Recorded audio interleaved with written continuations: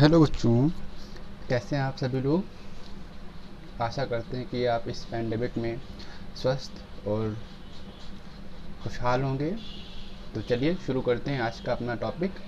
तो इलेक्ट्रोस्टैटिक्स जो चैप्टर है, उस चैप्टर की अगली प्रूफिंग आज हम लोग करने वाले हैं। और इससे पहले दो प्रूफिंग हम लोग पीछे कर चुके हैं। जिन भी छात्रों को उन दो प्रूफिंग्स को देखना है तो वो हमारे चैनल पर जाकर पीछे देख सकते हैं। तो आज का जो हमारा टॉपिक है वो है इलेक्ट्रोस्टैटिक चैप्टर जो है हमारी, उसी से पहला चैप्टर जो इलेक्ट्रिक फील्ड है उसी में एक सबसे महत्वपूर्ण टॉपिक चल रहा है इलेक्ट्रिक डायपोल। और उस डायपोल के थ्रू इलेक्ट्रिक फील्ड फाइंड करना हमको है। तो उसी टॉपिक को आगे बढ़ाते हैं और शुरू करते हैं आज का अपना टॉपिक। तो जैसा कि आपको दिख रहा है कि हमने टॉपिक पहले से ही इस कॉपी पर लिख लिया है। तो टॉपिक का आज हमारे नेम है electric field due to dipole on its equatorial position. ठीक, इलेक्ट्रिक फील्ड डायपोल के थ्रू उसकी एक्सिस पर क्या होती है, कैसे निकालते हैं, इसका वीडियो हमारे यूट्यूब चैनल पर पड़ा हुआ है। तो आज हम लोग करने वाले हैं डायपोल के थ्रू इलेक्ट्रिक फील्ड, वो भी उसकी इक्वाटोरियल पोजीशन पर, और इसका डेरिवेशन हम लोग करने वाले हैं। ठीक, तो चलिए लेट स्टार्ट। तो यहाँ पर हमने एक डायपोल ले लिया है। डायपोल आप जानते हैं क्या होता है। तो डायपोल हमारे पास एक ऐसा सिस्टम होता है जिसमें दो अपोजिट नेचर के चार्ज बट सेम मैग्नीट्यूड के एक दूसरे से कुछ डिस्टेंस पर रखे होते हैं। तो यहाँ पर हमने एक डायपोल बनाया हुआ है। तो यहाँ पर इस कॉर्नर पर एक प्लस क्यू कूलाम का चार्ज है और इस कॉर्नर पर एक माइनस क्यू कूलाम का चार्ज है, जो कि मैग्नीट्यूड में तो सेम है बट नेचर इनका देखने में आपको क्लियर हो रहा है कि अपोजिट है, एक प्लस का है एक माइनस का है। और इस डायपोल का मिडिल पॉइंट जो है हमने वो माना हुआ है, और इस डायपोल की टोटल लेंथ हमने 12 मानी है। अब इसकी इक्वाटोरियल पोजीशन पर हमको एक पॉइंट मानना है और उस पॉइंट पर इलेक्ट्रिक फील्ड की वैल्यू बतानी है। तो इक्वाटोरियल पोजीशन क्या होती है? तो इक्वाटोरियल पोजीशन का मतलब होता है कि जो इसकी एक्सिस होती है, ये जो एक्सिस होती है, इस एक्सिस के परपेंडिकुलर आप कोई भी एक पॉइंट ले लें, उस पॉइंट को इक्वाटोरियल पोजीशन कहते हैं। तो ये हमारे पास एक्सिस है। ठीक, ये क्या है? एक्सिस है। और इस एक्सिस के परपेंडिकुलर अगर हम कोई पॉइंट लेते हैं तो वो पॉइंट हमारा इक्वाटोरियल पोजीशन कहलाता है। तो इसके परपेंडिकुलर आप अगर देखें तो इसके परपेंडिकुलर हमारा जो ये इस हिसाब से यहाँ पर कहीं अगर हम पॉइंट लेंगे तो वो उसका इक्वाटोरियल पोजीशन होगा। तो इसके परपेंडिकुलर हम यहाँ पर कोई एक पॉइंट अज्यूम कर लेते हैं, ये पॉइंट हमारे पास है और इस पॉइंट पर हमको इलेक्ट्रिक फील्ड फाइंड करनी है। ठीक, और इसको हम नाम दे देते हैं, एक पी नाम दे देते हैं। ठीक, और जिसकी मिडिल पॉइंट से डिस्टेंस जो है वो हम नाप लेते हैं या मान लेते हैं, कंसिडर कर लेते हैं कि वो मिडिल पॉइंट से डिस्टेंस कितना है, स्मॉल आर है। इस स्मॉल आर डिस्टेंस पर हमको जो है पॉइंट पी लिया है और यहाँ पर इलेक्ट्रिक फील्ड फाइंड करनी है। तो जैसा कि कल के वीडियो लेक्चर में हमने बताया था कि दो चार्ज हैं, तो दोनों चार्जेस के कारण पी पर इलेक्ट्रिक फील्ड होगी। और जिस भी पॉइंट पर इलेक्ट्रिक फील्ड आपको फाइंड करनी होती है उस पॉइंट पर आपको क्या मानना होता है? एक टेस्ट चार्ज। और वो टेस्ट चार्ज कैसा लेते हैं, हम बार बार रिपीट कर चुके हैं अपने लेक्चर्स में कि वो टेस्ट चार्ज हमारा पॉजिटिव लिया जाता है, पॉजिटिव, जिसका मैग्नीट्यूड बहुत ही छोटा होता है, यानी उसके होने से इन दोनों चार्जेस पर कोई भी इफेक्ट नहीं पड़ता है। ठीक, तो ये यहाँ पर एक अज्यूम कर लो कि टेस्ट चार्ज रखा हुआ है। ठीक, ये टेस्ट चार्ज हमारे पास यहाँ पर एक रखा हुआ है, टेस्ट चार्ज रखा हुआ है। ठीक, और इसी टेस्ट चार्ज से हम इलेक्ट्रिक फील्ड की डायरेक्शन निकालते हैं। तो हम थोड़ा सा डायग्राम को क्लियर करते हैं। तो इन दो पॉइंटों को हम मिला देते हैं आपस में, और इस दो पॉइंटों को भी हम आपस में मिला देते हैं। तो मिलाने से हमारा डायग्राम क्लियर हो जाएगा और फिर हम अपनी बात करते हैं। ठीक, ये हमने दोनों मिला दिए हैं। अब थोड़ा सा डायग्राम हमारा बेंट हो गया है, लेकिन कोई बात नहीं, आप समझ जाइएगा। ठीक, अब हम डायरेक्शन देखते हैं कि इस माइनस क्यू कूलाम के थ्रू इलेक्ट्रिक फील्ड किधर है और इस प्लस क्यू कूलाम के थ्रू इलेक्ट्रिक फील्ड किधर है। तो प्लस क्यू कूलाम यहाँ पर है और यहाँ पर कैसा है, टेस्ट चार्ज रखा है, और टेस्ट चार्ज कैसा होता है, वो भी पॉजिटिव होता है। तो प्लस और प्लस के बीच रिपल्सिव फोर्स लगेगा, और रिपल्सिव फोर्स लगेगा तो यहाँ पर इलेक्ट्रिक फील्ड कैसी होगी, बाहर की तरफ होगी, क्योंकि जिधर फोर्स होता है उधर ही इलेक्ट्रिक फील्ड होती है। तो यहाँ पर इलेक्ट्रिक फील्ड की डायरेक्शन ई प्लस हम लिखेंगे जो कि बाहर की तरफ होगी। और सिमिलरली यहाँ पर देखते हैं तो ये माइनस क्यू कूलाम है और ये हमारे पास test charge plus Q coulomb का, तो इन दोनों के बीच हमारे पास लगेगा अट्रैक्टिव फोर्स। अट्रैक्टिव फोर्स लगेगा तो ये आपके पास फोर्स की डायरेक्शन एस डायरेक्शन में होगी और फोर्स इस डायरेक्शन में होगी, तो इलेक्ट्रिक फील्ड भी हमारा इसी डायरेक्शन में होगा। तो ये इलेक्ट्रिक फील्ड ई माइनस हमारा जो होगा वो इस माइनस चार्ज के कारण होगा। ठीक, ये दो इलेक्ट्रिक फील्ड हैं जो कुछ एंगल पर झुके हुए हैं। तो अब इन दोनों की वैल्यू फाइंड करके हम क्या करेंगे, P पर नेट इलेक्ट्रिक फील्ड फाइंड करेंगे। ठीक, तो P पर नेट इलेक्ट्रिक फील्ड फाइंड करने के लिए हम इस डायग्राम को थोड़ा सा नीचे बना लेते हैं। ये हमारे पास पॉइंट P है और P पर दो इलेक्ट्रिक फील्ड लग रही हैं, एक इलेक्ट्रिक फील्ड इस डायरेक्शन में जा रही है जैसा कि आपको ऊपर वाले डायग्राम में दिख रहा है, जिसको हमने E प्लस कहा है, और एक इलेक्ट्रिक फील्ड नीचे की तरफ जा रही है जिसका हमने इलेक्ट्रिक फील्ड E माइनस कहा है, जो कि माइनस के कूलाम के कारण है।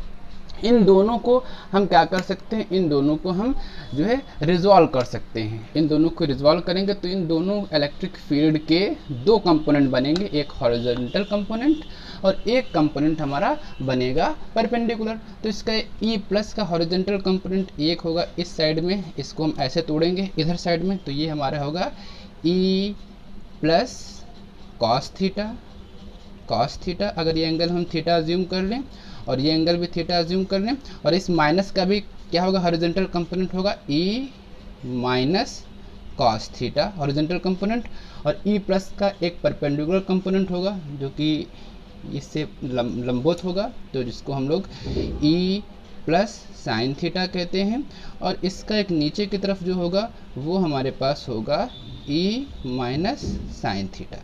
ठीक, तो ये वाला हमने इसके बाद का डायग्राम यहाँ पर बना दिया है। उम्मीद करते हैं क्लियर हो रहा होगा। ठीक, और ये रिजोल्यूशन वेक्टर का कैसे करते हैं 11th में आपने पढ़ा होगा। ठीक, बाकी अगर कोई डाउट हो तो आप कमेंट्स में हमसे पूछ सकते हैं। अब इस डायग्राम से क्लियर है कि यहाँ पर P पर जो नेट इलेक्ट्रिक फील्ड है वो जो है केवल हॉरिजॉन्टल कंपोनेंट के कारण है। कौन सा, हॉरिजॉन्टल कंपोनेंट के कारण है, और जो ये परपेंडिकुलर कंपोनेंट हैं ये दोनों देखो एक दूसरे के अपोजिट हैं, एक अपवर्ड डायरेक्शन में है E प्लस साइन थीटा और एक E minus sine theta lower direction में है। मैग्नीट्यूड में सेम है, क्योंकि E प्लस की वैल्यू और E माइनस की वैल्यू सेम है और साइन थीटा की वैल्यू भी सेम। अभी कैसे सेम है ये हम निकाल के बताएंगे। ठीक, बट यहाँ पर आप अभी फिलहाल ये जाने कि सेम है, और जब ये सेम है तो ये अपोजिट दोनों वेक्टर हैं और अपोजिट हैं, तो इनका जो रिजल्टेंट होगा 0 होगा, यानी इन दोनों कंपोनेंट का P पर कोई भी रोल नहीं होगा। तो P पर जो नेट इलेक्ट्रिक फील्ड होगी वो केवल E प्लस कॉस थीटा और E माइनस कॉस थीटा के जो है टोटल सम के बराबर होगी। तो सबसे पहले हम E प्लस और E minus cos theta find कर लेते हैं। ठीक, तो चलिए फाइंड करते हैं E plus cos theta. E plus cos theta के लिए फाइंड करने के लिए हमको जो है थोड़ा सा इस डायग्राम में थोड़ा सा कुछ वैल्यूज़ और निकालनी पड़ेंगे। ये एंगल हम थीटा अज्यूम कर लेंगे। ठीक, और ये एंगल भी थीटा अज्यूम कर सकते हैं हम। ठीक, दोनों थीटा होंगे। ये डिस्टेंस हमको फाइंड करनी पड़ेगी, तो ये डिस्टेंस अगर हमारी टोटल डिस्टेंस 12 है तो ये इतनी डिस्टेंस L होगी, ये इतनी डिस्टेंस L होगी, और ये R है। ठीक, तो ये आपको एक ट्रायंगल दिख रहा होगा, और इस ट्रायंगल में अगर हम पाइथागोरस थ्योरम लगाएंगे तो पाइथागोरस थ्योरम के अकॉर्डिंग ये जो डिस्टेंस हमारी होगी वो हो जाएगी √r² प्लस L²। और सिमिलरली आपको यहाँ पर भी एक जो है ट्रायंगल दिख रहा होगा। ठीक, परपेंडिकुलर ट्रायंगल दिख रहा होगा, तो ये डिस्टेंस हमारे पास क्या होगी, L है, ये R है, तो हाइपोटेनियस हमारा हो जाएगा √r² प्लस L²। ठीक, तो ये डिस्टेंस भी हमको क्लियर हो गई है। अब हम लोग इलेक्ट्रिक फील्ड की वैल्यू फाइंड करते हैं। तो सबसे पहले हम लोग निकालते हैं electric field due to positive charge. ठीक, तो सबसे पहले electric field due to positive charge, electric field due to positive charge के थ्रू निकालते हैं। तो इलेक्ट्रिक फील्ड निकालते हैं तो क्या होगा, हमारा E प्लस निकालने के लिए हमारे पास हो जाएगा 1/4 4 pi epsilon not Q upon r square. तो क्यू तो हमारे पास क्यू ही है, ठीक, अपॉन आर, आर का मतलब ये डिस्टेंस, यहाँ से लेके ये डिस्टेंस जो निकाली है हमने, अब वो कितनी है, under root r square plus L square. तो ये हो जाएगी under root r square plus L square, और इसका स्क्वायर होता है तो ये हमारे पास स्क्वायर हो गया। और इसकी डायरेक्शन देखो क्या है, अवे फ्रॉम क्या है, पी है, पी से बाहर की तरफ जा रही है, अवे फ्रॉम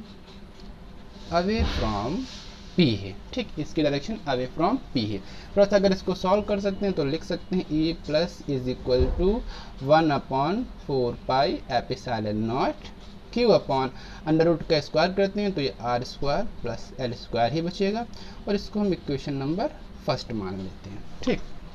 इसी तरीके से अब हम निकालते हैं electric field due to minus charge, electric field due to minus q coulomb charge, और कहाँ पर निकाल रहे हैं ये सब, एट पॉइंट पी पर निकाल रहे हैं, ठीक। तो ये निकालेंगे तो माइनस के लिए हम यहाँ पर ई माइनस लिखेंगे, माइनस साइन केवल रिप्रेजेंट करने के लिए है कि ये माइनस चार्ज के कारण है, और ये प्लस साइन केवल ये बताता है कि ये प्लस चार्ज के कारण, ये केवल रिप्रेजेंटेशन है, इसमें कोई डाउट ना क्लियर करिएगा आप, कोई डाउट मतलब जो है ना बनाइएगा।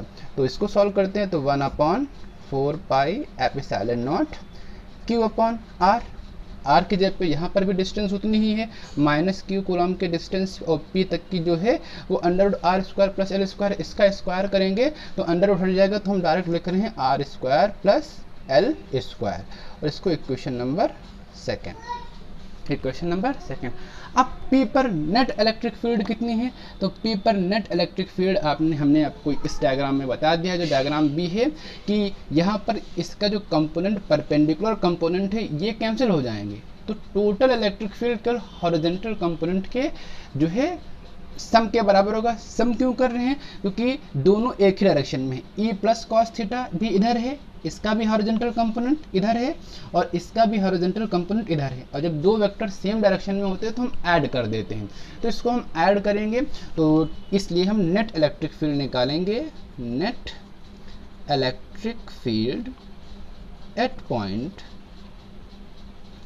पॉइंट पी जो होगी वो उसे हम ई से कहेंगे, और ई क्या होगा, दोनों हॉरिजॉन्टल कंपोनेंट का टोटल सम, तो ई प्लस कॉस थीटा और plus E minus cos theta, ठीक।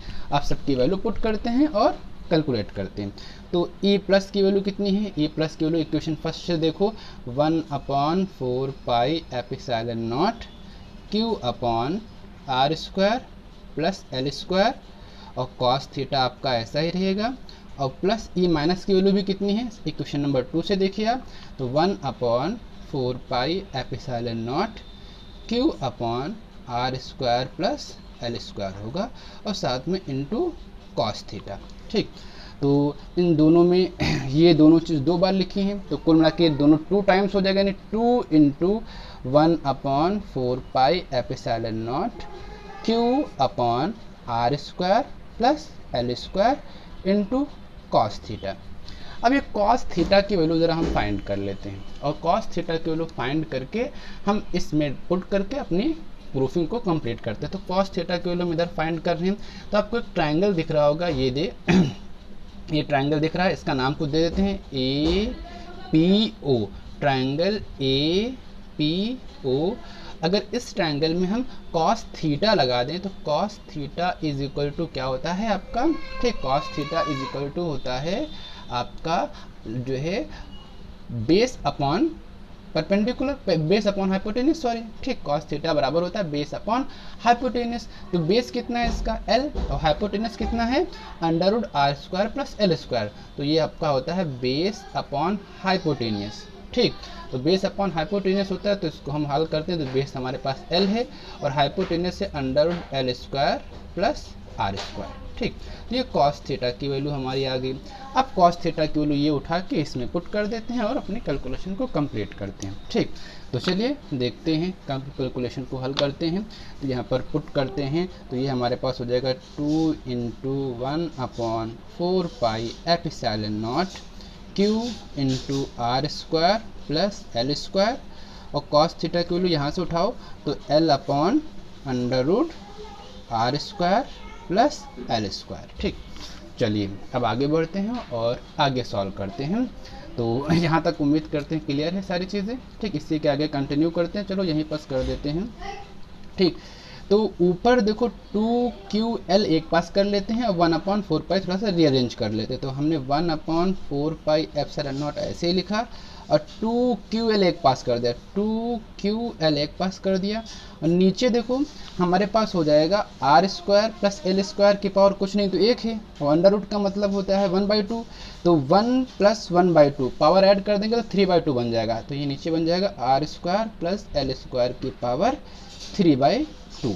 ठीक, हल करते हैं तो 1/4 एप्सिलॉन नॉट 2QL, कल के लेक्चर में हमने बताया था 2QL क्या होता है, डायपोल मोमेंट, और इसको हम P से लिखते हैं, डायपोल मोमेंट को हम P से लिखते हैं। तो ये इतनी क्वांटिटी हमारी बन जाएगी, इतनी बन जाएगी डायपोल मोमेंट, डायपोल मोमेंट हमारे पास ये कहलाएगी, उसको P से लिखते हैं। और ये हमारे पास हो जाएगा P/r square plus L square की पावर 3/2।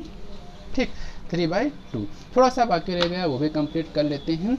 अब वही अजम्पशंस हम जानते हैं कि इफ़, ठीक, इफ़ क्या ये होता ही है कि जो L होता है much more smaller than R, यानी R जो होता है वो L के कंपेयर में बहुत बड़ा होता है। ठीक, जो कि डायपोल बहुत छोटी स्पीसीज या बहुत छोटी सी हमारे पास एक सिस्टम है। ठीक, स्पीसीज नहीं कहेंगे, सिस्टम कहेंगे। तो इसलिए L बहुत छोटा होता है कंपेयर टू ऑल R। तो अगर L छोटा है तो इसका स्क्वायर और भी छोटा होगा, तो इसलिए L स्क्वायर की वैल्यू को हम अप्रॉक्सीमेटली इक्वल टू 0 मान सकते हैं। अगर 0 मानेंगे तो यहाँ पर हम पुट कर देते हैं, तो हमारे पास जो ये E चल रहा था तो E की वैल्यू हमारे पास आएगी 1/4 एप्सिलॉन नॉट P अपॉन ये 0 हो जाएगा और ये आर स्क्वायर की पावर 3/2 हो जाएगा। आर स्क्वायर से 2 से 2 कैंसिल हो जाएगा तो कुल मिला के बचेगा R³ न्यूटन पर कूलम। ठीक, ये हमारे पास एक डेरिवेशन कंप्लीट होता है। ठीक, उम्मीद करते हैं कि आपको ये डेरिवेशन अच्छा लगा होगा, और अगर अच्छा लगा है तो प्लीज़ लाइक करिए और हमारे चैनल को सब्सक्राइब करिए। ठीक, चलिए, ठीक, ओके, बाय।